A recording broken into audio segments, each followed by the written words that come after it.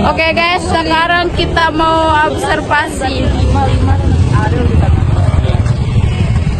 Say hi guys. Say hi.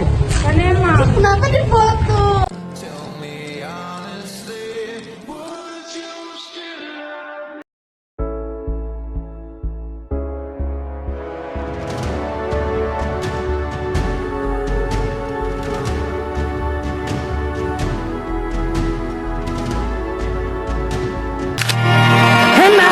She waits, I'll be halfway to my mommy's home.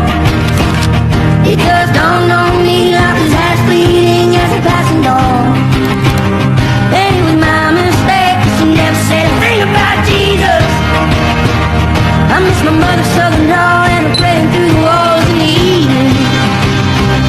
And in the dawn's there. Warahmatullahi wabarakatuh. Baiklah, perkenalkan nama saya Zanzabila dari Prodi Kesehatan Masyarakat kelas 1C. Baik, perkenalkan nama saya Elsuwanani Putri. Perkenalkan nama saya Dia Sonani, saya dari Prodi Manajemen.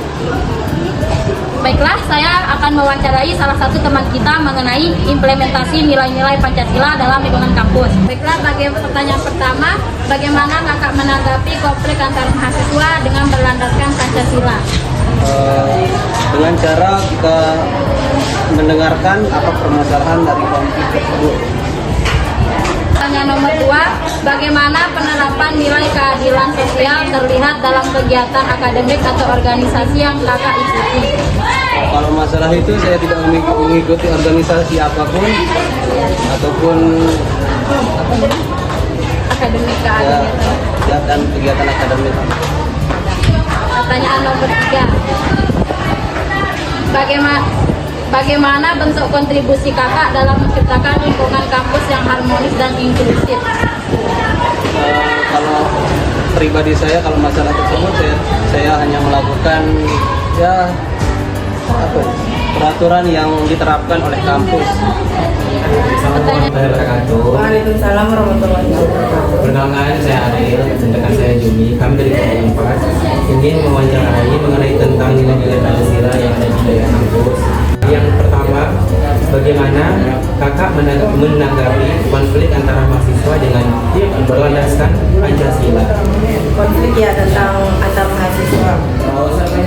Oke, untuk pendapat saya sendiri, saya akan mengadakan musyawarah dan saling menghargai pendapat sama menyelesaikan masalah tanpa ada kekerasan. Itu aja sih jawaban satu. Ya, lanjut ke pertanyaan kedua ya kak. Bagaimana penerapan nilai keadilan sosial terlihat dalam kegiatan akademik atau organisasi yang kakak ikuti? Saya akan mewujudkan dengan sikap adil terhadap anggota-anggota saya, tidak pilih kasih dan memberikan kesempatan untuk anggota saya memberikan penjelasan.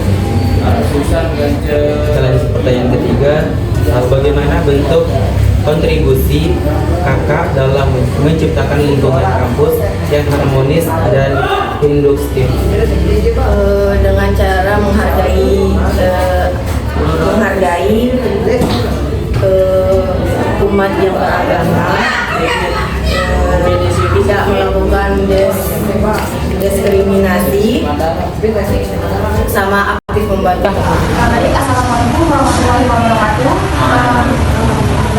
Perkenalkan, kami dari kelas 1C di sini dan dari kelompok 4. Di sini kami akan mewawancarai salah satu mahasiswa dari Bima.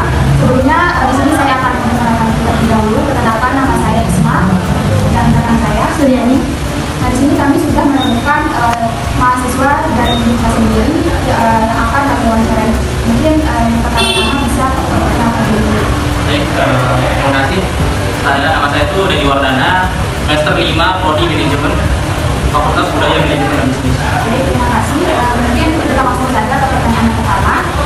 Menurut kakak, bagaimana cara kakak menanggapi konflik antar mahasiswa dengan berlandaskan Pancasila? Ya. Menurut saya itu kita balik ke sila 2, kemanusiaan adil dan beradab. terkadang itu untuk menghindari konflik itu biasanya itu terjadi karena perbedaan pendapat atau bagaimana caranya itu menerima sama pendapat orang lain, menerima menerima saran dari orang lain segala macam. Soalnya kan nggak mungkin kita aja yang mau dengar, kita juga harus bisa mendengar sama orang lain, kayak gitu. Terima kasih. Baik, di sini ada pertanyaan yang kedua. Menurut kakak sendiri, bagaimana cara kakak melakukan penerapan nilai keadilan sosial terlihat dalam kegiatan akademik atau organisasi yang kakak ikuti?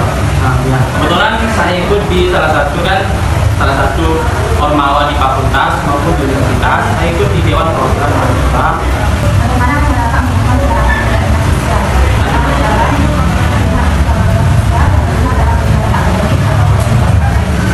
Untuk masalah di akademik itu keadilan itu biasanya begini.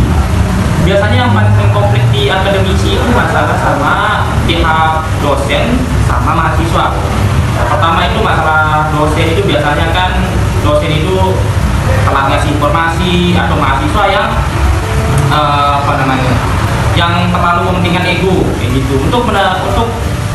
Untuk menghindari hal tersebut, untuk menyelesaikan hal tersebut, pertama itu komunikasi itu harus sering diterapkan, harus sering itu dosen itu sering berkomunikasi sama mahasiswa kayak gitu. Terus sesama mahasiswa juga harus sering, jangan sampai kayak dikit-dikit cekcok itu harus harus sama-sama mengerti. Dan juga di pihak akademisi itu jangan sampai mahasiswa itu ini kayak di nomor 2 kan itu harus diutamakan, soalnya kan rata-rata di universitas dosen itu biasanya itu menerapkan sistemnya kayak yang penting kerjain dah, nggak apa-apa kayak gitu. Nah, jangan kayak gitu, biasanya harus kayak saling komunikasi sama dosen maupun ke mahasiswa gitu sih.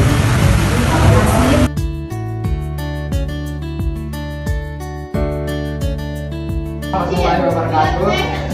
Perkenalkan, nama saya Ahmad Hanafi, mahasiswa semester 5 program studi pendidikan jasmani sebagai Ketua BEM Fakultas Ilmu Olahragaan dan Kesehatan Masyarakat. Baik. Pertanyaan pertama, bagaimana kakak menanggapi konflik antar mahasiswa dengan berlandaskan Pancasila? Kalau untuk permasalahan konflik mahasiswa berdasarkan Pancasila itu seharusnya kita sebagai mahasiswa harus mencermati dulu apa itu konfliknya. Misalkan konflik mahasiswa itu kan berbagai macam, entah itu konflik bersama dosen, mahasiswa, atau bahkan ada yang sama pacarnya. Tapi kita juga melihat Pancasila yang kedua, kemanusiaan yang adil dan beradab. Kita harus melihat di sana, artinya di sana kita harus melihat martabat sebagai mahasiswa, sebagai dosen, atau mungkin ada mahasiswa yang punya pacar. Di sana kalau kita sudah melihat Pancasila yang kedua, otomatis kita bisa saling menghargai dan menghormati satu sama lain. Itu bisa mengecilkan peluang buat konflik terjadi antara mahasiswa itu. Pertanyaan kedua, bagaimana penerapan nilai keadilan sosial terlihat dalam kegiatan akademik atau organisasi yang kakak ikuti? Kalau kita berbicara tentang keadilan itu hukumnya banyak ya, umum, tapi karena pertanyaannya tadi tentang organisasi dan akademik, kita bicara dulu satu-satu, yakni tentang akademik banyak sekali mahasiswa di Undikma ini kita bilang ya yang merasa tidak mendapatkan tentang keadilan untuk mahasiswa. Banyak mahasiswa yang tidak mendapatkan keadilan, contohnya di Undikma ada banyak mahasiswa yang tidak mendapatkan keadilan daripada dosennya. Contoh ketidakadilan yang didapatkan oleh mahasiswa itu terkait satu nilai banyak sekali mahasiswa yang sering mendapatkan tugas tapi nilainya ya anjlok. Tapi banyak mahasiswa yang agak kurang mendapatkan tugas tapi nilainya bagus. Faktor apa? Pertama, faktor kedekatan. Itu yang membuat tidak mendapatkannya keadilan buat mahasiswa itu. Terus kita lihat bagian organisasi adalah dua orang atau lebih yang mempunyai keinginan yang berbeda-beda atau mau mendapatkan hal yang berbeda-beda.